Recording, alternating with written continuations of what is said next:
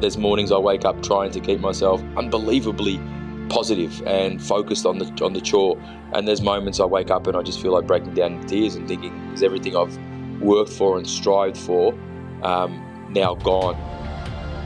This is the Deep in the Weeds podcast. I'm Anthony Huckstep.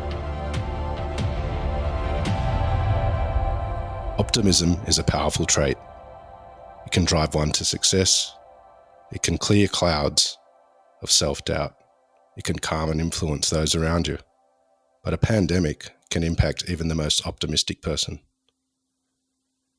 Shane Delia is the owner of the Delia Group, known for Maha Restaurant and Maha Bar, and more recently, thanks to the pandemic, Providoor. Shane, you're a pretty positive, upbeat, optimistic person. How are you feeling at the moment with all the changes that have just happened again in Victoria? I continue to stay positive. I mean, I think the only thing that's I'm concerned about are the things that are outside of my control. And if they're outside of your control, well, there's nothing you can do about it. So I try not to focus on them, to be honest. I mean, I'm not a doomsdayer, and I don't think there's a cure, and I don't think we're ever going to be in a position where we're not living with this thing. But we've been living with stuff for a long time, and we always seem to find a way. So I see this as a really great chance to refocus and to unshackle yourself from the things that have been restricting us for years, and maybe reposition our goals and ambitions. What are some of those things that you said, things that are been restricting you for years, or the industry for years? What are some of those things that you think can be changed now? I think there's lots of things. I think personally, if you look at the personal parallel first, it's just, maybe it's expectations placed on yourself in regards to what success looks like, what normality looks like, what equality looks like, what, a work week looks like. So, I mean, all those, I suppose, personal, sort of limits or ambitions that we put on ourselves. If you spoke to me 6 months ago, what a success looks like, it would look like paying down the majority of my loans, in the next 18 months, like we were on track to do. It's building that house that I've been working for the last 20 plus years to get to a position where I can build that house. It's sending my kids to the school I wanted to send them to. But what's the motivation behind all those things? Is it greed? Is it keeping up with the Joneses? Is it because you're putting so much expectation on yourself? I mean, and then those things shackling you into, I suppose, a self-destructive lifestyle that you just get trapped up in. So, I mean, there's all those self, preservation things that you can look at and start to go, do I actually need this shit? Or is this just pressure I'm putting on myself? Because then that impacts your business decisions, So, I mean, if you look at your business, I mean, I talk about resetting and recalibrating there. And it's things like, it's a time for government to relook at the way we do things. And why do we do it? Have we been so long trying to, justify and appease the needs of the minority when we're forgetting about the majority? Is it a time for reform, for employer reform, where there's because there's been angst there in the last 5 years or so? Is it a chance to go, let's clear the slate, let's fucking silence the noise of the union, let's silence the noise of the government? What do we both want? Because we're the ones suffering, the employee and the employer. How do we find middle ground where we can both prosper?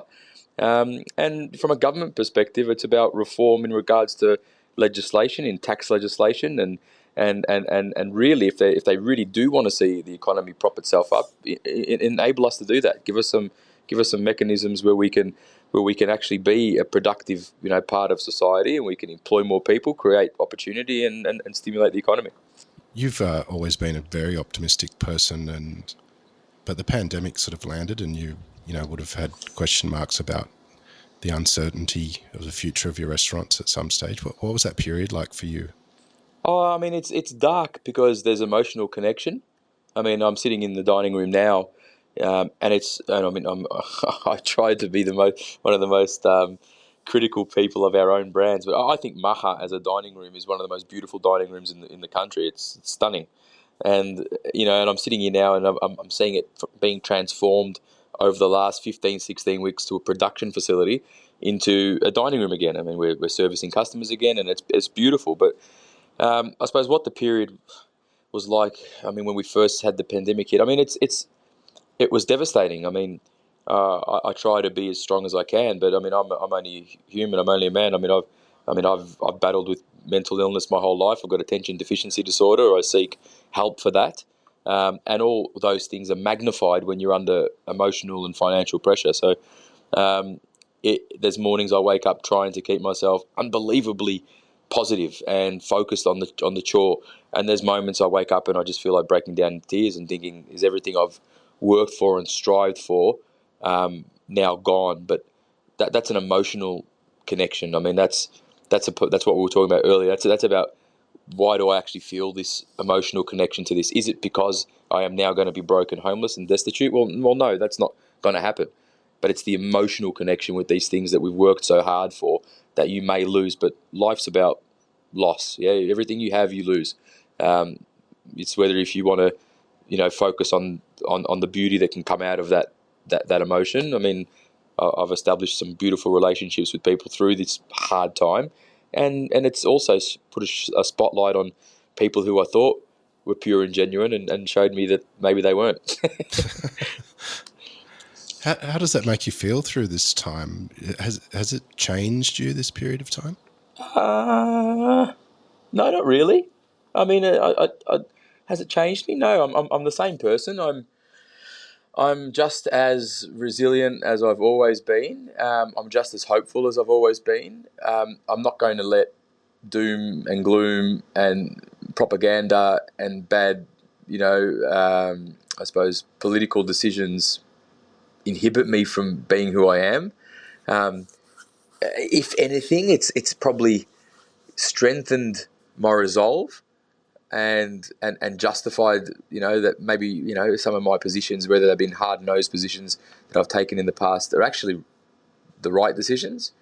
And it's made me trust myself a little bit more, because I think that every time I doubt myself and I try to do something that, this person says maybe I shouldn't, it never works. So I just need to follow my own heart a little bit more, I think, and I think this time's given me a great opportunity to do that. A little earlier, you sort of said, you've seen the dining room, shift to a production facility and back to a dining room. Can you take us through that sort of production model that you created, and also the launch of Providoor, which includes many amazing restaurants in Melbourne as well? Yeah, I mean, but we closed Maha and all of our restaurants before anybody else did in Victoria. So I work very closely with the Grand Prix Corporation, and I was there the morning of the cancellation of the race. Wow. And I quickly got out of the track because they were about to lock it down, and I went back to our head office and said, okay, shit's about to get real. This is no longer something that's happening in China that we're talking about over here. This is now an Australian problem, and I have to make some decisions based on what's in the best interest of my staff and my family and my businesses before the government just do what they think's necessary. So we came back. I looked at our finances with our accounts team and worked out. I kind of thought in my gut that government are going to probably shut this thing down for about 3 to 4 weeks, and they probably should have just gone crunch straight away and shut the country down, and really enforced a really iron grip lockdown. But they didn't. They piss-farted around, and then things start to get out of control, and then you have bad governance, which is where we're led to today. But I thought, okay, well, I can't wait for them, so I'm going to do it. So we did it, and we thought we could probably withhold, weather the storm for about 5 to 8 weeks. And in that time, the government then decided to shut it down. So it sort of took the pressure off me. But from 5 to 6 weeks, it looked like we were going to be closed for a lot longer, which we have been. And I said, well, we need to find some revenue. Maha's got a pretty good following and a good database. I mean, we've got 190 plus thousand people in our database. Wow. So, yeah, it's pretty strong. I mean, it's good because people we connect with them, and we run a traditional business, not in a traditional business mentality. I mean, a lot of restaurateurs, they know who their customers are, as in they know Johnny. Johnny's wife is Lucy. Lucy's kids' names are Jack and Fred, and he works for this person. And they come into the restaurant and they eat on they love a bottle of Bolly, and they know those details, but they haven't got a bloody clue about their email address, or where else they dine, where they live, or what they do for a job. So we are interested in both sides. So we've grown that over the last 13 years. So we've actually got people to talk to. Um, we launched Maha Go, which is a at-home delivery service. I've reached out to some of our industry people, as in our fruit and veg guys at Melba Fresh, who have predominantly are fruit and veg guys, but their back end of their business is logistics. And I realised that hot food, as in cook now, eat now, wasn't going to be the way. It's a stopgap, and I'm not interested in stopgaps. I'm interested in solutions. So we said, okay, well, if we're going to do it, what do we want to re-enter the market with? And it was finish at home, 3/4 cooked meals. We built a pretty cost efficient Shopify front end. We integrated it with a logistics partner on the back end, and it went bang, like unbelievably well. We plugged it into our database, and they devoured it and supported us. The most successful business I've ever been in. It was unbelievable. Wow. It's just mind-boggling. The way that the public got behind us was crazy, and it made me realise that this is probably not just a product that's a stopgap, but this is something that people want.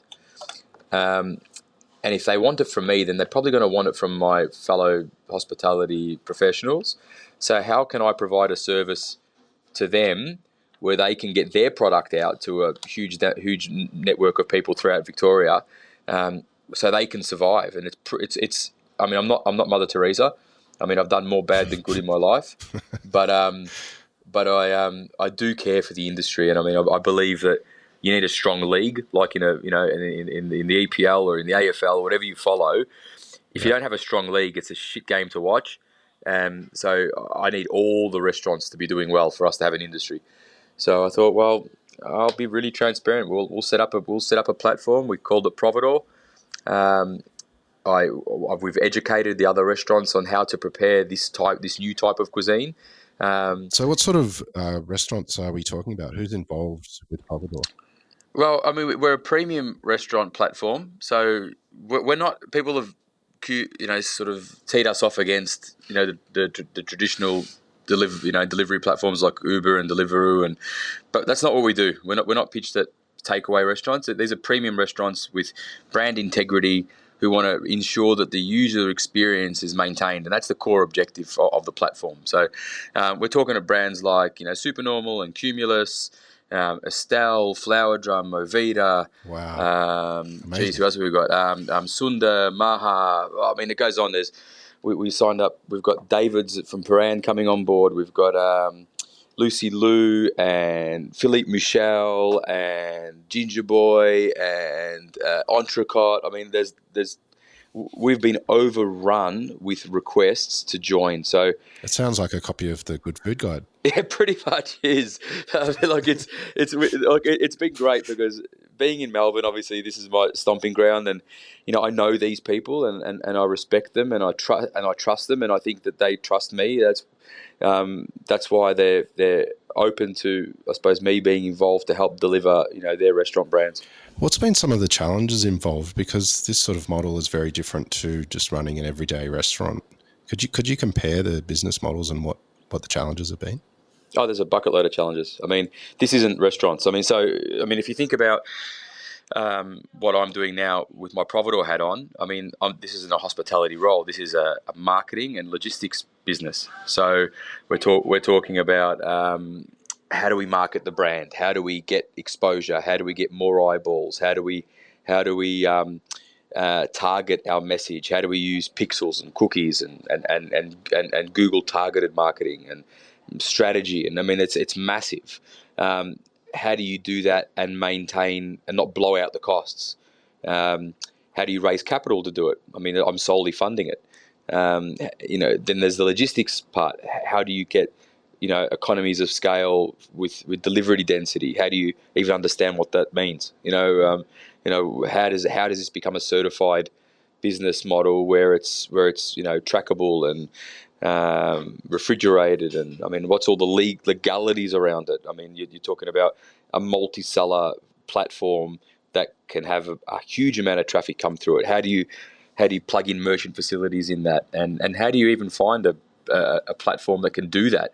I mean, it's mind-boggling from, if you think about from a hospitality point of view, to then shift and start to think, okay, well, I'm no longer a hospo guy, I'm a tech guy now. How do I make this happen? And from a caveman like me who finds it hard to turn his phone on most mornings, it's been a challenge. But from a hospitality standpoint, it's a big shift, and that's why we kind of focus on restaurants with a brand, because, I mean, whether it's wrong or right, I look at these brands as aspirational brands, and you'd assume that these guys have some kind of a sophisticated business behind them, where they've got people and processes, and you're agile enough to be able to flex. So now's not a time to dig your head in the sand and think, okay, traditional business will come back and will be right again. It's bullshit. It's not going to just happen like that. It's a time to really assess. So some of the challenges have been, how do we say to restaurants, this isn't just a plug and play where you plug in your hot food into a takeaway container and we deliver it. You have to worry about packing runs and packaging, and will your food actually translate well in this medium, and how do you use the back end of Providoor to make sure you've got enough stock to fulfill the orders? And I mean, so there is a few things to get your head around. So it's not just about people applying to be a part of Providoor, and yeah, they've got a cool brand and we accept them. It's can they actually do the job? And then we consider taking them on board, because we don't want to pollute the population either. We want to make sure we've got a really strong network of people who are all mutually invested. This business Providoor came about because of a pandemic, but is it a model that you've ever considered before, and is it something you think is going to continue beyond the pandemic when restaurants are open fully again?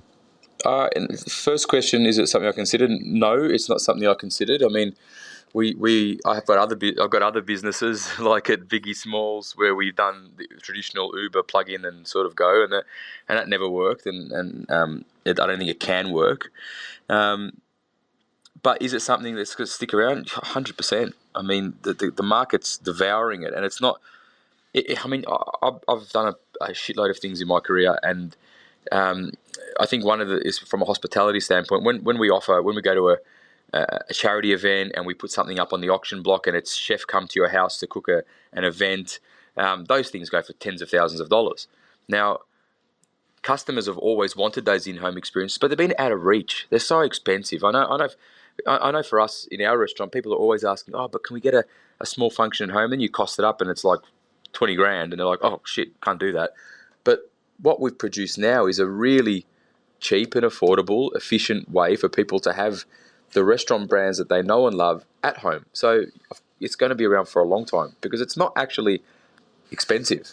Like, I had an event last week at home where I was just cooking lunch for my family, and I used Scotty's Pickett stuff at Estelle. Now, first of all, I can't cook like Scotty. I mean, he's a brilliant cook. But when I ordered all the food and I actually looked what was out on the table, I mean, there was a lot more value there from what the raw cost would have been if I had to go to the supermarket and buy it. Plus, he'd done all the bloody hard work. I mean, everything was cooked. I just had to cook the pork belly, warm up some sauces, assemble a couple of things, and within 40 minutes I was eating, as opposed to the days I would have had to spend making all those sauces and going to the supermarket and prepping that veg and slowly roasting the chicken and all of this crap that I just can't be bothered doing at home. Scotty done it for me, and it was delivered to my house, the next day. How did you get started in the industry? Well, when I got let out of jail, it was either that or back on the production line. So, no, Jack. No. That was like, I'm up for that story. How do I get? Yeah. No, look, I'm a sucker. I'm a hospitality lifer. I mean, I wanted to be in hospitality from the time I was about 13 or 14. I mean, I loved cooking, and I wasn't good at anything else. And it was either automotives. I mean, I've got my uncle's a big rockabilly superstars who build hot rods and all that kind of stuff. So it was either playing double bass in a rockabilly band, building H Humaneros my whole life, or I loved cooking. So I kind of tried my hand at all of it, and cooking was the only thing that I kind of was okay at. And I fell in love with it, mate. I fell in love with the romance, the pressure, the rock and roll, the creativity, the camaraderie, the hierarchy, the whole lot. I just got sucked in, and I've been on that high ever since. And I think that our industry still possesses some tame version of that somewhere, but the world and the industry continues to change, and the purity, whether it's sustainable or not, but that passion and fire that was there is no longer burning as bright. But I'm still in love with the romance of it. Can you tell us a little bit about your food and some of the history behind it? Because it's pretty colourful and vibrant and fragrant, incredible food. But there's always stories behind food, and particularly your food. That's nice that you say that, mate. I mean, I've been trying to get some praise from you for a long time. So fuck, all I have to do is come on your show and I'll get some. That's awesome. I want to get a copy of this. This is great. Wow. Shit. I have to take a moment. Hang on. My food. I mean, I started cooking in the early '90s, and it was all about either British flavors or French, European. And I got really I grew up in the era of Marco Pierre White being all there was, and the Roux brothers, and Ducasse and all these guys, and so I was very much into the classics, and I spent the first half of my career cooking that food, and loved it. But I quickly got to a point where I'd been cooking since I was 16, and I was now 27, and I felt burnt, and I mean, whether I'm blowing my own horn or not, but I kind of thought I'd achieved more than I ever would have achieved and probably should have achieved. And I was just engaged and thought, fuck, I don't know if I want this anymore. It's burning me out. I'm burning the candle at both ends. I'm just about to get married, and my wife's not a hospo wife.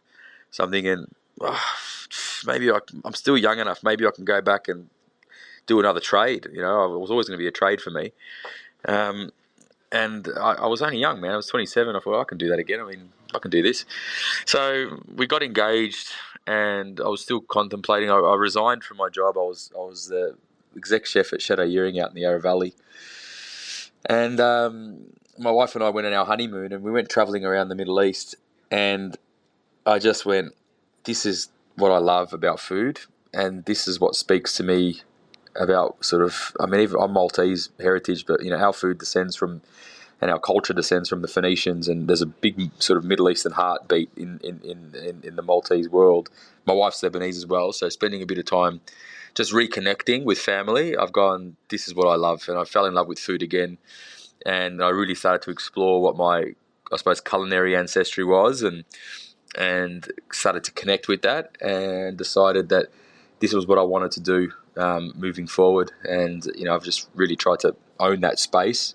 We don't do traditional Middle Eastern food. I mean, I think that there's a lot better traditional Middle Eastern chefs out there than me. I don't profess to know anything, but I do love it, and I do try to learn, and I'm constantly learning and trying to just create big flavors. I mean, at the end of the day, if it's not tasty, I'm not interested. I mean, subtlety is nice, but you always remember the outspoken person in the room that's making the most noise, and I think that's our food. Well, you just sort of talked about big flavours. What are some of the dishes that make you really happy to cook and eat? Something to cook. I mean, it's hard. It's hard. I mean, it's hard to say. I mean, we change our menus so frequently that. It's ever evolving. I mean, at the moment, we've just reopened the doors at Maha. I mean, this is our third night, and I'm enjoying putting up those classic dishes that people love about us. Our slow roasted lamb shoulder and our kingfish that's cured in chamen. But it's I suppose it's the reinvention of those dishes. I mean, we don't serve it now the same way we did 10 years ago. Now we're seasoning it a little bit different. We've altered the sauce. We're garnishing it a little bit different. So I suppose it's seeing the evolution of those dishes, and our old customers reconnect with them is always awesome. But what am I enjoying eating? I mean, to be honest, I've gone on a bit of a health kick. That's the opposite to everyone in the pandemic. Yeah. Well, leading up into the pandemic, I'd lost like 13 kilos because I was just fat and lazy, and getting to that point of unhappiness again. because, we all go through ups and downs, and we like to blame everybody else for the position that we're in. But a lot of the time, things are in our control, which is that we're not honest or strong enough to admit it and take control of it. And I'd been in that position before where, you're overweight, depressed, probably drinking too much and everything else. And you just start to let that shit get out of control, and then it starts to eat you away. So I could see myself getting back into that spiral, and I went, nah, this is bullshit. I've got too much to lose now. I've got kids, I've got a wife, I've got a public profile, I've got all of this crap. I need to get myself in order. So I got myself in order, and I'm still sort of on that now. So I've been eating, it's not even about food. I've been eating 2,000 calories a day. And it consists of poached chicken, vegetables, and rice most days. But I love food, and the thing is that I'm an all or nothing, and I can't have a glass of wine. I have a bottle of wine, and if I'm going to have dinner, I'm having fucking dinner. I'm not having like an entree and then I'm done. So, I'm looking forward to my next night out. Well, mate, I can definitely resonate with all of that. Oh, it's certainly the last bit about if I'm in for dinner, I want to eat everything. Well, let's talk about Maha. Earlier you were saying, like there's this thought that we're just going to jump back into the sort of normal restaurant sort of models and move forward, but you don't think that's the case. What's happening with your restaurant, and how do you see that next 6 months for that? No, I don't think that's the case, because Maha's right in the guts of the CBD. All right, now, even though tonight we're full and tomorrow we're full and the rest of the week we're full, which is so hopeful, and I love being in the restaurant and seeing people here. I love it, but we've got a way. It's like we're in an abusive relationship in hospitality. We're in this relationship where we're beaten down every day, and then the one day that we're not beaten down, we just reflect on how great our marriage is. It's not that great, Just because today was good doesn't mean yesterday was good, and tomorrow's not going to be great either. Yeah. But it's I sit there and look. Okay, well, we're a traditional business that runs 7 days a week, lunch and dinner. Okay, and that's our normality. Now we're at a 5-day-a-week operation where we're just doing dinners Tuesday to Saturday. Now, but that's not necessarily a bad thing. Yeah. But it's not normal. What normality was is being the hamster on the wheel, running around chasing our tail. But this way, there's an old saying. I think, what is it? It's revenue. Revenue's vanity, margin is sanity. And that's kind of the ethos I'm hoping the new world embraces, because there's no use turning over $8, $9, $10 million to make 10, 13% and go insane and be, risking your neck at every turn with compliance and everything else. I prefer to turn over 7 and make 20% and sleep at night. So I don't know if things will go back to the way they were. I don't necessarily want things to go back to the way they were. But, I also look around what's happening around me. I walked, it was eerie today. I stepped outside. Don't tell my personal trainer, but I needed a sugar fix, and I'm a sucker for a Kit Kat. So I walked out to 7-Eleven and bought a big fat Kit Kat, and I stood on the corner of Flinders Lane and Queen Street, and it was eerie, mate. Silence, nobody, and this was at 1:30. I'm sitting there going, you could shoot a shotgun down the street and no one would even fucking flinch. I'm like, this is so how can we expect just that people are just going to start populating the CBD again, and lunch is going to come back? This year is going to be scary. We do a shit ton of revenue from November to December for lunches, corporate functions, all that kind of. It's not going to be here this year. So how does restaurants survive? So how do you pay your staff what you need to pay them? How do you keep them employed?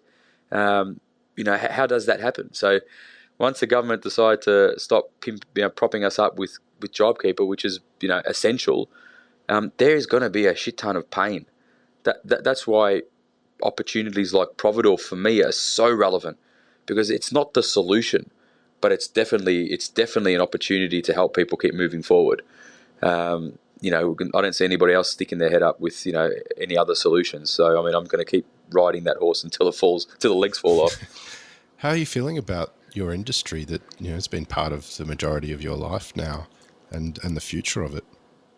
I'm worried for it, and I'm excited. I mean, I'm worried because I'm nothing special, mate. I mean, I'm uneducated. I left school at a young age, and I'm just a dumb chef. Yeah, I mean, I'm nothing special, but I try new things, and I've surrounded myself with a network of people who are unbelievably talented and leaders in their field, who are not hospitality people. So I'm surrounded by positivity and new opportunity.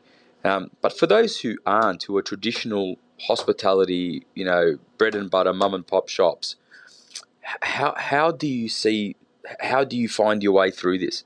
Like, where is the light going to come from? How are they going to transform and turn themselves into something new? Um, I don't know, mate. I mean, I don't know. I'm concerned. Um, and without sounding, I mean, and it's the worst probably thing to say, because you're talking about people, and people forget that when they make just sort of brushstroke comments, that you're talking about, through that brushstroke, you're talking about people and lives and emotions and savings and sacrifice. But sometimes big changes like this do actually. This is, I mean, I'm conflicted by saying it, but I mean, it almost clears the dead weight. It almost culls things that were inhibiting growth. And it's like, I suppose, if you look at your garden and you've got overgrown trees that are just strangling the roses. You clean out the weeds, the roses grow, and the garden looks prettier. I mean, it's probably it's probably not the right way to put it, but if you look at the industry, there's a lot of things that are strangling it. I mean, we've got a shortage of customers, we've got a shortage of staff, we've got a shortage of revenue.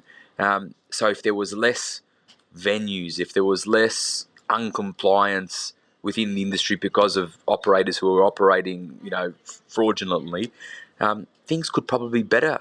It would actually probably grow a bit harder. People would be in better jobs. People could actually have succession plans within those jobs. Employers could actually spend time training and employing people. So the positivity I see is that there may be some great opportunity in the stronger entities, but the sad thing is that some of the weaker ones may be the one that the people that fall on their sword. I think you raised some really valid points, and it's issues that the hospitality sector has had ongoing, which skill shortages, too many restaurants, um, you know, consumers not paying enough money for what they're receiving, and maybe this is, as you sort of say, this is a time of change for all of that. The reason why consumers don't pay enough for food. It's not because they don't want to. It's because you don't need any really accreditation or anything to become a restaurant owner. You go do your HACCP stuff and whatever else, and you're a good cook, you've got a passion, you've got some money, someone backing you, and you open a restaurant and you work your ass off and you do it. You work with a small team and no one really gets paid, and you can afford to sell your food cheap because the operating costs are low. So all that does is hold back the industry, because the big boys or the bigger operators who employ more people who are compliant can't charge what they need to charge because they're continually being undercut by the newbies.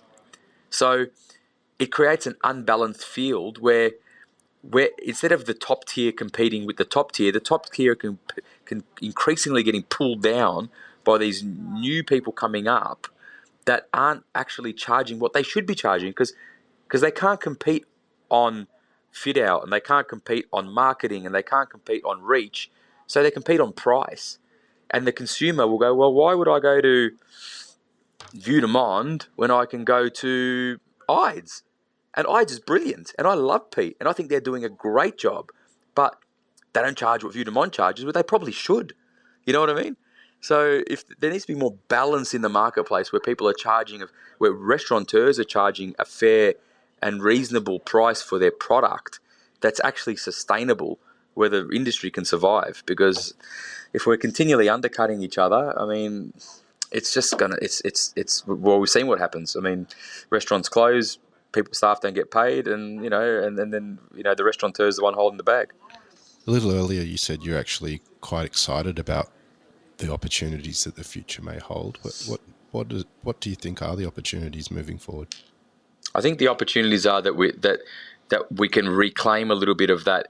Um, we can reclaim a bit of that professionalism and hope and growth within the industry that we saw, sustainable growth. I mean, that we saw sort of, in the early thousands, the late 90s, where you actually did like an apprenticeship, like a real apprenticeship, because you were working, I did my apprenticeship in hotels, like you do it in a hotel, you had structure, you had people around you training you, and you came out the other side better. Like I remember at one stage, we were working at the Sofitel. There was me and George and Scotty Pickett and Gabriel Martin and Shannon Bennett and Gary Megan, and we were all in that same restaurant. You know what I mean? So you're thinking about the I'm not blowing wind up my ass, but you think about the other names, the talent that came out of that place. And it wasn't just a fluke. It's because there was really good training institutions that then set up the future for the industry. So I'm hopeful that we have an opportunity to start training people again. Now we're in this vortex of sucking in young, talented staff, whether it's front or back of house, getting them up to a level where they're semi-competent, and then promoting them straight up to the top, because we've just got no talent pool, and we can probably promote them a little bit cheaper, and we can run a little bit leaner, but they don't get a chance to fully develop.